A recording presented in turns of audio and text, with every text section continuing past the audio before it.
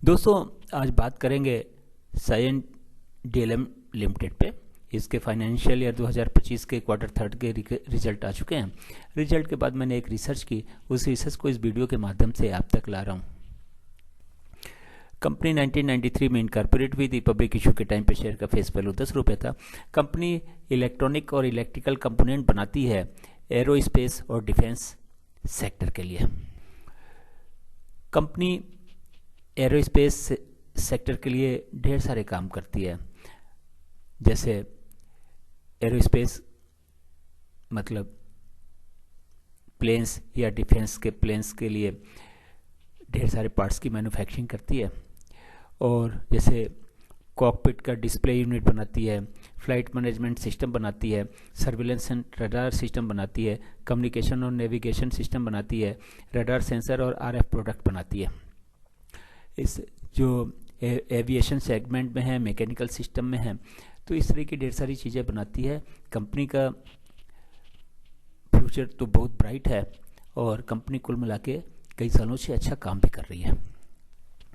पिछले 5 सालों के फाइनेंशियल ईयर के रिजल्ट्स की अगर बात करें तो 2020 में 457 करोड़ का रिवेन्यू था, 7 करोड़ का लॉस था। 2021 में 628 करोड़ का रिवेन्यू तो 12 करोड़ का प्रॉफिट था। 2022 में 721 करोड़ का रिवेन्यू था, 40 करोड़ का प्रॉफिट था। 2023 में 832 करोड़ का रिवेन्यू था, 31 करोड़ का प्रॉफिट था। 2024 में 1191 करोड़ का रिवेन्यू था और 61 करोड़ का प्रॉफिट था। तो कुल मिला के 2020 से लेकर 2024 तक हर साल रिवेन्यू बढ़ता चला गया। इवन 2021 में जो कोविड का टाइम था उसमें भी ठीक ठाक रिवेन्यू जनरेट किया कंपनी ने, और प्रॉफिट भी लगभग हर साल बढ़ता ही चला गया। 2020 में लॉस था 7 करोड़ का, फिर 12 करोड़, फिर 40 करोड़, फिर 31 करोड़, फिर 61 करोड़। तो कुल मिला के पिछले 5 सालों का ट्रैक रिकॉर्ड रिवेन्यू और प्रॉफिट के हिसाब से कुल मिला के कंपनी ने ठीक प्रदर्शन किया है। अब बात करते हैं क्वार्टरली रिजल्ट्स की। जून 23 क्वार्टर में 217 करोड़ का रिवेन्यू, 5 करोड़ का प्रॉफिट। सितंबर 23 में 291 करोड़ का रिवेन्यू, 14 करोड़ का प्रॉफिट। दिसंबर 23 क्वार्टर में 321 करोड़ का रिवेन्यू, 18 करोड़ का प्रॉफिट। मार्च 24 क्वार्टर में 361 करोड़ का रिवेन्यू, 22 करोड़ का प्रॉफिट। जून 24 क्वार्टर को अगर जून 23 क्वार्टर से कंपेयर करें तो 217 करोड़ का रिवेन्यू था जून 23 में, तो जून 24 में 258 करोड़ का रिवेन्यू और 11 करोड़ का प्रॉफिट, और जून 23 में 5 करोड़ के प्रॉफिट था। तो जून 24 का रिजल्ट जून 23 क्वार्टर से बहुत बेहतर रिवेन्यू और प्रॉफिट फ्रंट दोनों पे।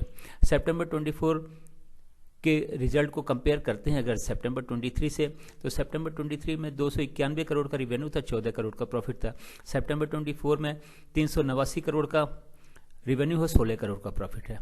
तो सितंबर 23 से सितंबर 24 क्वार्टर का रिजल्ट बहुत अच्छा।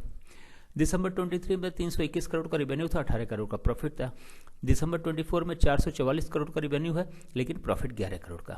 रिवेन्यू के फ्रंट पे कंपनी ने दिसंबर 24 क्वार्टर में बहुत अच्छा रिजल्ट पेश किया, लेकिन प्रॉफिट के फ्रंट पे थोड़ा सा कम हुआ, 18 करोड़ के कंपेरिजन में 11 करोड़ का। तो कंपनी को दिसंबर 23 क्वार्टर के कंपेरिजन में दिसंबर 24 में रिवेन्यू के फ्रंट पे बहुत ज़्यादा सफलता मिली, लेकिन प्रॉफिट कम रहा। एफआईएस का शेयर पिछले क्वार्टर के मुकाबले दिसंबर क्वार्टर में कम हो गए, 7.76 से कम होकर 3.64 हो गए। डीआईएस के शेयर पिछले क्वार्टर के मुकाबले, सितंबर क्वार्टर के मुकाबले दिसंबर क्वार्टर में थोड़े से बढ़े हैं। पब्लिक शेयर सितंबर क्वार्टर से दिसंबर क्वार्टर में बढ़े हैं। प्रोमोटर के शेयर्स 52.16% है। डेट टू इक्विटी का रेशियो 0.15 है, जो कि कम, 1 से कम है, जिसको ठीक कहा जाएगा। रिजर्व और सरप्लस 858 करोड़ का है। कंपनी ने 343 करोड़ का कर्ज ले रखा है और 66 करोड़ के आसपास का कहीं इन्वेस्टमेंट भी कर रखा है। फेस वैल्यू 10 रुपये है शेयर की, बुक वैल्यू 118 रुपये है, 52 वीक लो 440 रुपये, 440 रुपये से था, लेकिन 10 फरवरी 2025 को 440 से घट के 437 रुपये 90 पैसे रह गया। शेयर का प्राइस 6 दिसंबर 2024 को 673 रुपये था, जो कि काफ़ी कम होके 10 फरवरी 2025 को 437 रुपये 90 पैसे रह गया, जो कि 52 वीक लो, अभी तक का 52 वीक लो हो जाएगा। इससे पहले का लो 440 रुपये था, और शेयर का 52 वीक हाई 884 रुपये है। स्टॉक का पी 59.9 है, जबकि सेक्टर का पी 112 रुपये 63 पैसा है। सेक्टर की पी से स्टॉक का पी लगभग आधे पे ट्रेड कर रहा है। डिविडेंड यील्ड की हिस्ट्री नहीं है। आप देखिए 6 दिसंबर 2024 के मुकाबले 10 फरवरी 2025 शेयर के प्राइस, शेयर का वैल्यू काफ़ी कम हो गया। हालांकि रिजल्ट खराब नहीं था, प्रॉफिट जरूर थोड़ा कम हुआ था, बट रिवेन्यू काफ़ी थी। तो कुल मिला के कंपनी काम तो कर रही है, लेकिन मार्केट डाउन है। इस डाउन मार्केट में अच्छे शेयर भी डूबे हैं, जबकि आगे मैं बताऊंगा कि ढेर सारी ब्रोकरेज कंपनियों ने ठीक ठाक रिकमेंडेशन दी है इसकी। केआर चौकसी ने 23 जनवरी 2025 को टारगेट प्राइस दिया है 753 रुपये का। मोतीलाल ओसवाल ने 22 जनवरी 2025 को 700 का टारगेट दिया है। एलपीके रिसर्च ने 24 जनवरी 2025 को 650 रुपये का दिया है।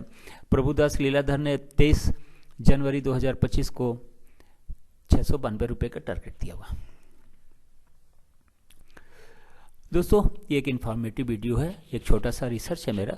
इस रिसर्च का उपयोग अपने रिसर्च के लिए करें और इस रिसर्च के बेस पे न तो इस शेयर को खरीदें और न ही इस शेयर को बेचें। जहाँ तक मेरे रिसर्च का आउटकम है, कंपनी अच्छी कंपनी है, इलेक्ट्रॉनिक्स के फील्ड में है और मैकेनिकल के फील्ड में है, और ये एरोस्पेस के क्षेत्र में काम कर रही है और डिफेंस के क्षेत्र में काम कर रही है। कुल मिला के जो भी रिजल्ट आए हैं, 3 क्वार्टर के रिजल्ट को मिलावें तो पिछले क्वार्टर के रिजल्ट से बेहतरी है रिवेन्यू के फ्रंट पे। प्रॉफिट पे कुल मिला के लगभग ठीक है। कंपनी का प्रदर्शन आगे भी अच्छा रहने के चांसेस है, क्योंकि डिफेंस सेक्टर में बूम है। इंडिया इंडिजिनियस टेक्नोलॉजी पे काम कर रही है, ज़्यादातर चीज़ें इंडिया में ही बनाना चाहती है और इंडिया से ही परचेज करना चाहती है। तो निश्चित रूप से, और एरोस्पेस सेक्टर में इंडिया ने जो कदम रखा हुआ है, कुल मिला के विदेशी कंपनियां भी इनसे सामान खरीदने के लिए उत्साहित रहती हैं। तो कंपनी का फ्यूचर बहुत अच्छा है। कंपनी आगे फ्यूचर में और भी अच्छा काम कर सकती है। कंपनी के शेयर का प्राइस अपने हाई से लगभग आधे पे आ गया है, 52 पीक हाई से लगभग आधे पे है। ठीक ठाक वैल्यूएशन पे शेयर दिख रहा है, लेकिन अब एक बार प्राइस इसकी स्टेबल हो जाए तो अगर कोई खरीदना चाहता है तो खरीदा जा सकता है। ब्रोकरेज हाउसेस की रिकमेंडेशन भी आपके सामने हमने बताई। तो अब अपना रिसर्च करें। शेयर इस समय ठीक ठाक प्राइस पे मार्केट में अवेलेबल है। अब ये किस रेट पे सेटल होगा और इसके बाद में कब उठना चालू होगा, ये तो प्रिडिक्ट करना मुश्किल है। लेकिन कंपनी अच्छी है, कंपनी का काम अच्छा है, कंपनी के रिजल्ट ठीक ठाक हैं और ब्रोकरेज हाउस के रिकमेंडेशन भी ठीक है। मुझे लगता है जिनके पास में ये शेयर वो तो बने ही रहना चाहिए, और जिनके पास में ये शेयर नहीं है वो थोड़ा रेट सेटल होने का वेट करें, इसके बाद में एंट्री कर सकते हैं। ये मेरी रिसर्च कहती है, लेकिन मेरी रिसर्च का उपयोग अपने रिसर्च के लिए करें। इसके बाद में अपने से भी रजिस्टर्ड फाइनेंशियल एडवाइजर से बात करें, उसके बाद में इस शेयर में एंट्री लें या फिर बेचें। Thank you so much. मेरे चैनल सागा ऑफ लाइफ को आपने ज्वाइन किया, उसके लिए आपका बहुत बहुत धन्यवाद। चैनल पे नए हो तो सब्सक्राइब करें, सब्सक्राइब कर रखा है तो बेल आइकन को ऑन कर दे, ताकि अगला वीडियो जब मैं डालूं तो नोटिफिकेशन आपको मिल जाए और वीडियो देख के आप कुछ इस शेयर बारे में इंफॉर्मेशन जुटा सकें। Thank you so much.